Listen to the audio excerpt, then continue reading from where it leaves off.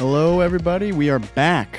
Welcome to the basketball podcast of Mid-America. I am your host, Anthony Kristensen, joined by the legendary Bob Holt to my right, and, of course, Blake Sutton behind the scenes.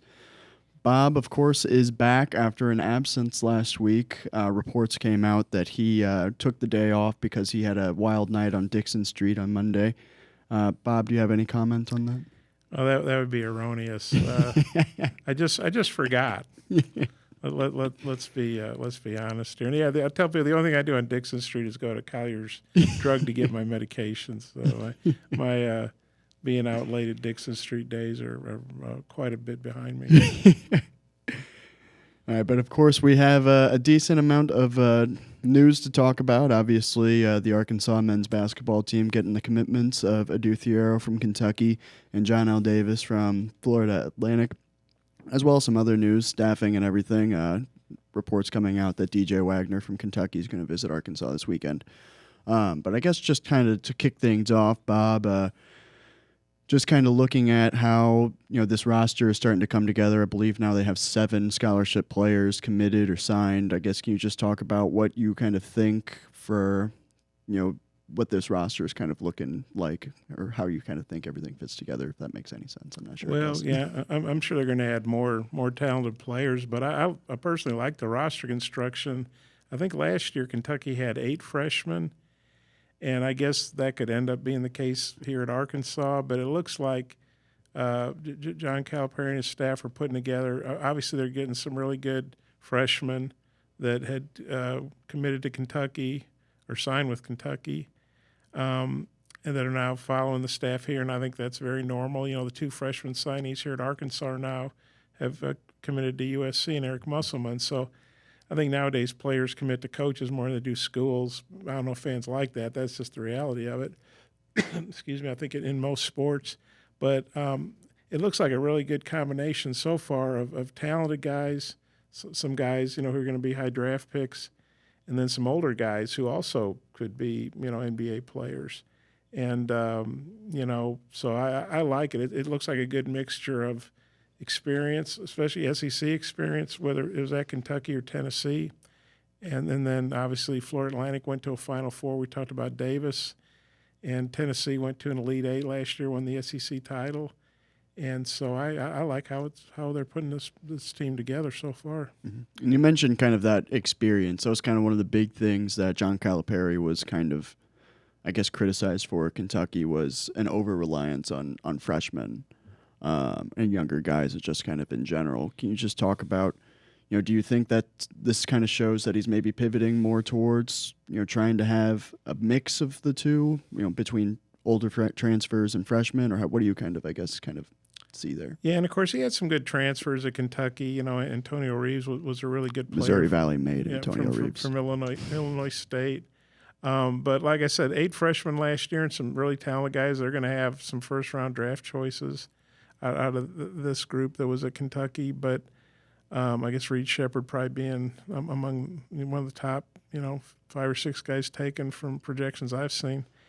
And but yeah, I like the fact that you want some. I know I've read Kentucky fans got tired of the constant turnover and the one and dones, and you don't want a roster full of those guys probably, with the way the portal is now, but.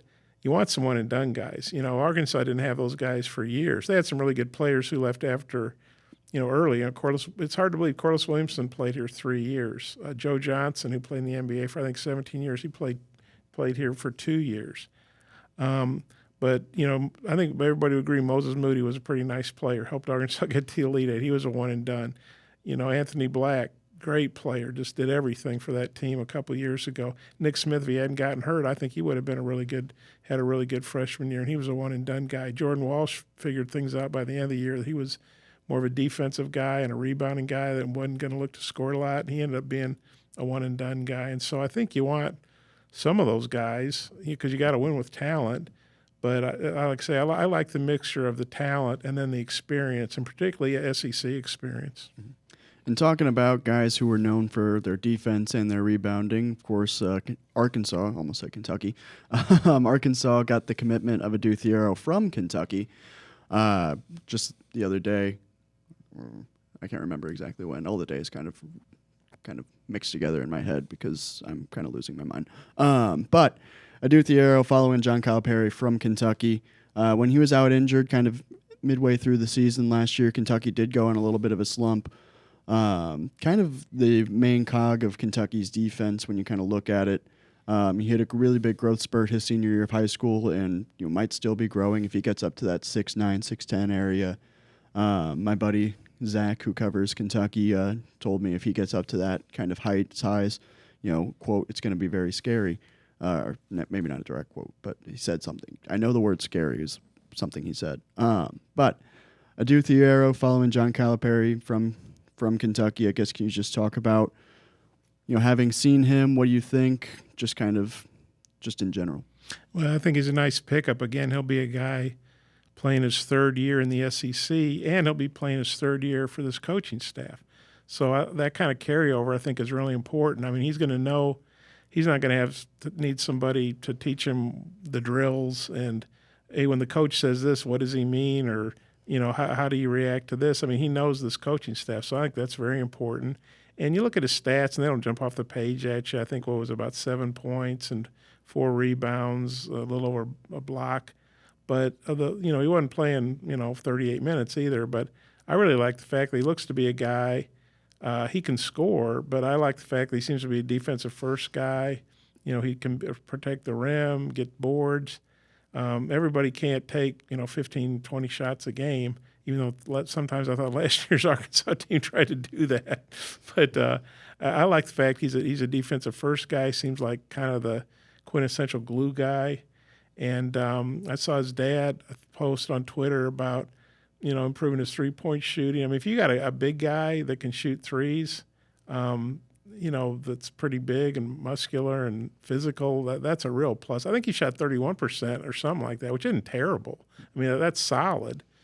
It's not like he's shooting, 18%. But if he could get that up to that 40% range, that would make him even more dangerous. But yeah, I really like him as a pickup just because of his experience in the league and his experience with his coaching staff. Zvonimir Ivicic and obviously Adou Thiero coming in from Kentucky, and then the three freshmen as well coming in from Calipari's kind of recruiting class from last year. How big do you think it is to have that many guys who are kind of familiar with the staff, kind of the drills, kind of the game plan that those guys kind of have? Well, yeah, I think that's really big, especially the guys who've actually played in SEC games for him. But nowadays with the portal, I mean the turnover on these rosters is just incredible. I mean, people talk about it being like NBA free agency. Well, really, how many NBA guys sign 1-year contracts? How many NBA guys play for 3 teams in 3 years, or 4? In some of these cases, we're seeing four teams in 4 years or 5 years or whatever. So really, this is even more turnover than you see on the pro level for the most part. I mean, I guess there's a few guys who sign 1-year deals or 2-way deals or whatever, but.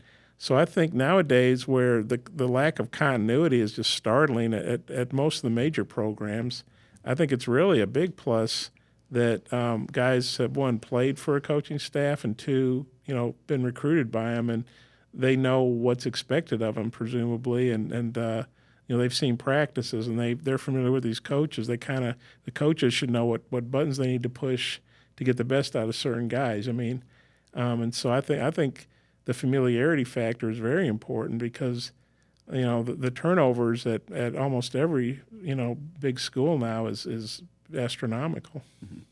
And then just kind of talking about, obviously we mentioned a lot of experience and everything. We've talked a little bit about him, but Johnell Davis also committing. I actually had to leave the Bark in the Park baseball game with my dog when Johnell Davis committed to go and get my story filed and everything. Dog was not a fan of that, but he did get a baseball from a bush, so he had a good time with that.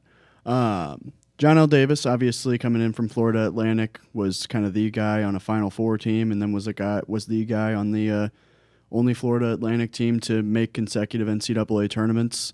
I mean, I mentioned this on Chip's podcast last week. Whenever somebody commits to somewhere else out of the portal, you kind of naturally want to compare him to player X or player Y. I said Johnell Davis is the guy that you compare other guys to, just because he's that caliber of player, or at least he was at Florida Atlantic. You don't want to speak too soon on a commit and because you don't really know how things are going to work out. But Johnell Davis, obviously one of the biggest names in the portal, going to Arkansas. With all that experience, a Final Four, I guess can you just talk about how big it is to get a guy with not just a lot of college basketball experience, but winning experience in the tournament? Yeah, I think that's huge. One thing we talked about with last year's team, and I'm not trying to run anybody down, but some of those transfers, I mean, they're good players, right? We've seen, like Battle transferring to Gonzaga and Tremont Mark going to Texas. And he was a guy that had a lot of success at Houston, individually and team-wise. But some of those guys came from teams that didn't win very much. And so, I mean, obviously you need talent. You can't say, well, yeah, that guy played on winning teams, but how much did he actually contribute? Well, obviously Davis was – arguably the best player on great teams. I mean, nobody expected him to go to the Final Four a couple of years ago, but that team, I think, did win 30-plus games, even though they were an 8 seed, because they came from the AAC and they don't get a ton of respect. And then this year, I guess they got knocked out in the first round, I think. I'm trying to remember who beat them. Northwestern. Okay. But it was an 8-9 game, I believe. And I think when they beat Memphis the year before in the first round, it was an 8-9 game. And so, so this guy's used to, doing a lot of things, scoring and playing, making plays for others. And he also won at a really high level. And he's got NCAA tournament experience. And so, I think that's a huge get for Arkansas. I mean, like you said, I think he was one of the biggest prizes out there. He's a guy everybody would like to add to their team. Having an older guy like that to help mentor these freshmen. I mean, obviously the coaches coach the team, but with Davis's background, I think he's sort of it's a cliche, but he's sort of a coach on the floor, and he's a guy that can lead in practice. He's a guy that can probably get on guys. Hopefully they would respect the fact if they're not doing a drill right, or he feels like, okay, you thought you were playing hard in high school, you're not playing hard. This is a different level up here at major college. And so even though he came from mid-major, he played at a high major level. That team did. Their coaches at Michigan now, Destiny May. And so I think he can just bring a lot of things to the table just from a leadership standpoint and, obviously the talent he's going to bring to the games. And you mentioned, obviously, the leadership standpoint, having talked to some people who covered Kentucky and talking specifically about Boogie Fland, there were concerns about whether or not he could step in and be the starting point guard at Kentucky.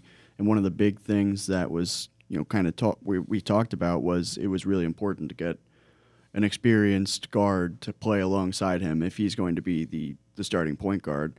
And obviously they went out and got Johnell Davis. That's not to say, we think, one group is going to be starting or not, because obviously they've only got 7 players. There's still a lot more guys that need to come in the door.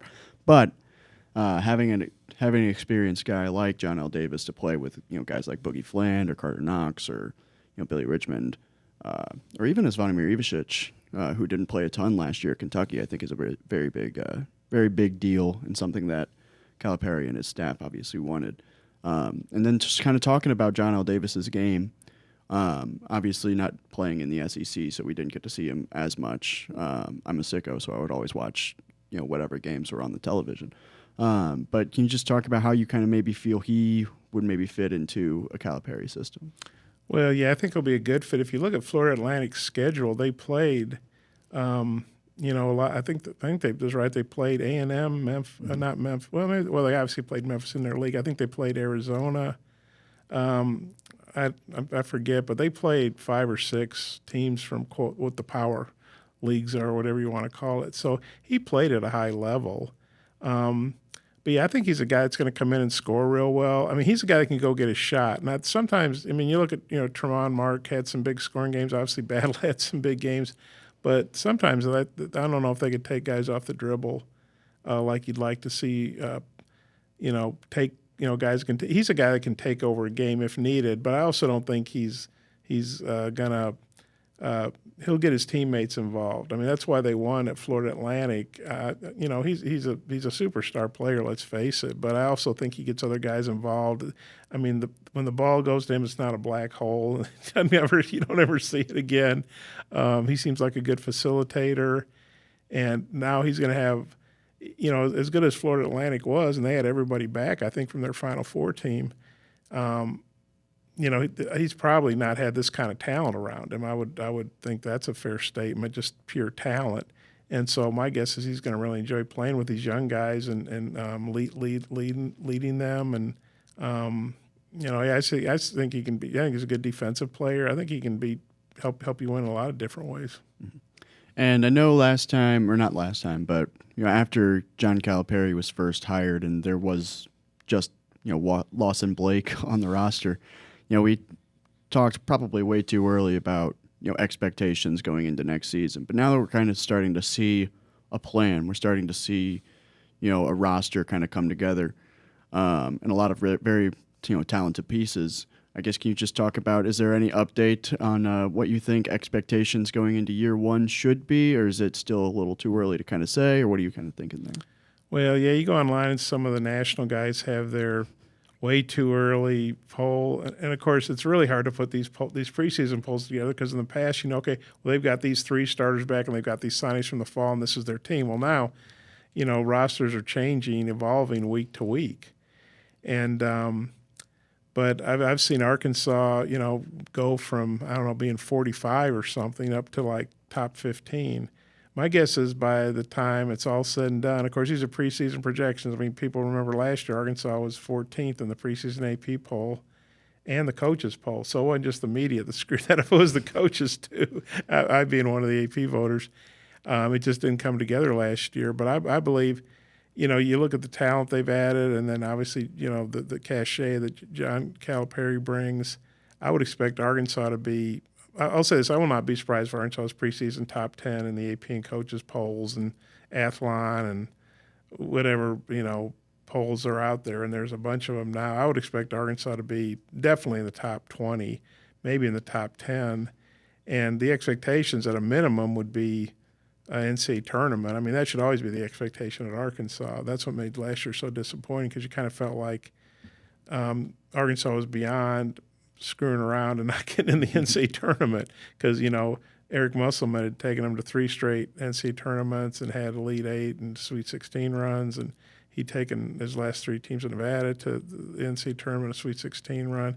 And last year, for whatever reason, it just didn't work. It was just a bad – they had a couple good wins like over Duke and at A&M and some other wins, but not good overall. But, yeah, to me, the minimum expectations at Arkansas should be NCAA tournament. And – I think there's going to be pressure on them to make a run because of what's happened with Calipari at Kentucky the last couple of times. I mean, losing to Oakland and then losing to St. Peter's before that.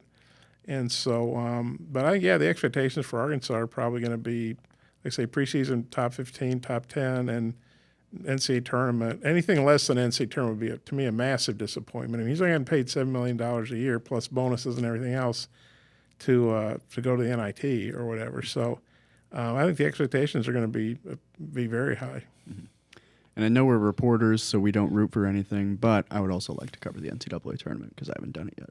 But well, yeah, it's a lot of fun. To me, it's the greatest sporting event there is. People may say, the World Series or the Super Bowl or the NBA playoffs. One thing about the NCAA tournament, it's like the NBA playoffs in that it's over a long period of time. But, yeah, the NCAA tournament's basically like it's March Madness, right? It takes up the entire month of March for the most – a couple last 3 weeks in March after conference tournaments and then into April for a Final Four. So it's a really cool event because it goes on, for 4 weekends.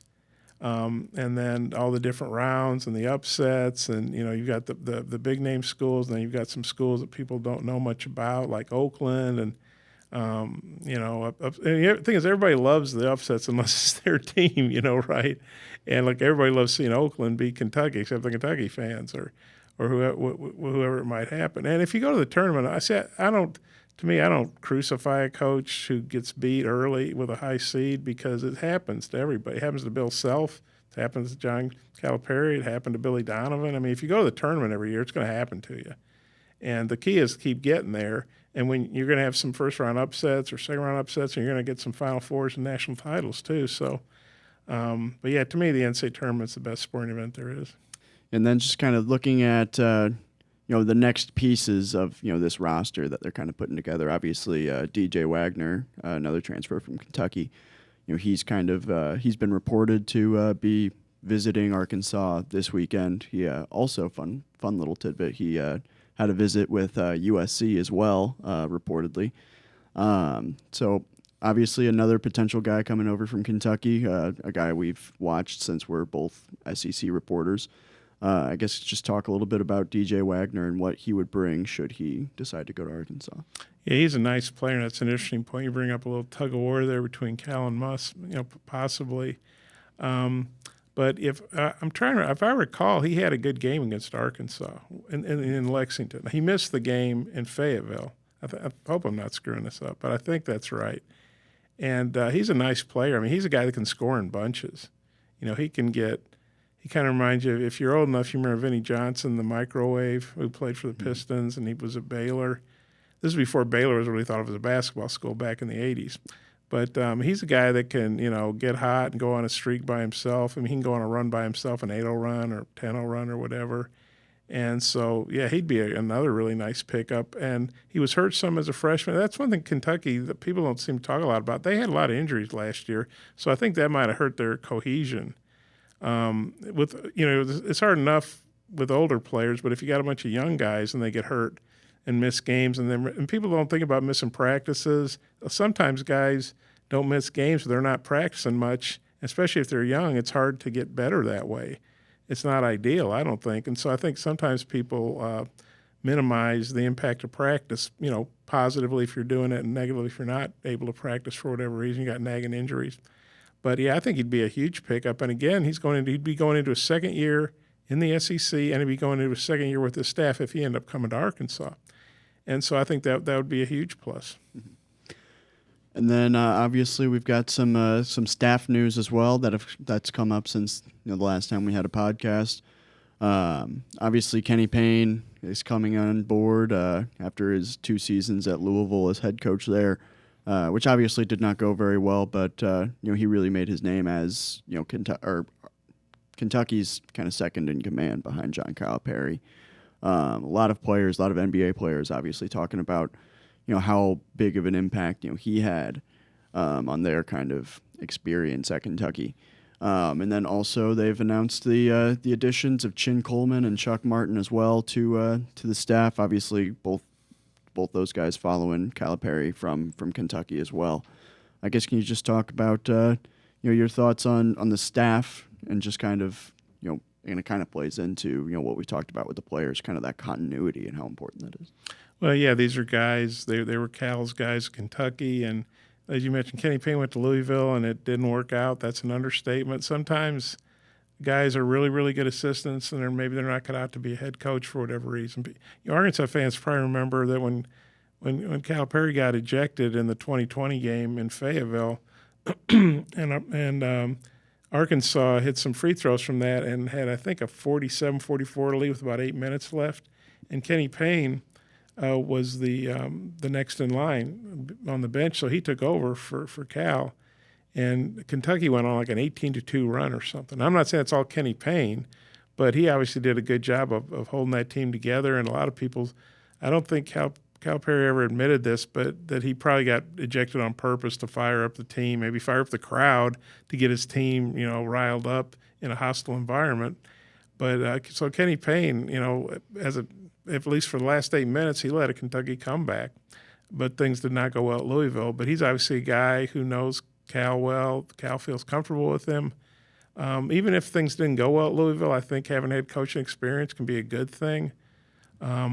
Chuck Martin, I think, was the head coach at Marist. It didn't go well, but again, head coaching experience. But it's sort of like he's getting the gang back together again because Kenny Payne left Kentucky and I think was the Knicks assistant for a couple of years. Then he got the Louisville job. So I think he's back with Cal for the first time in 5 years.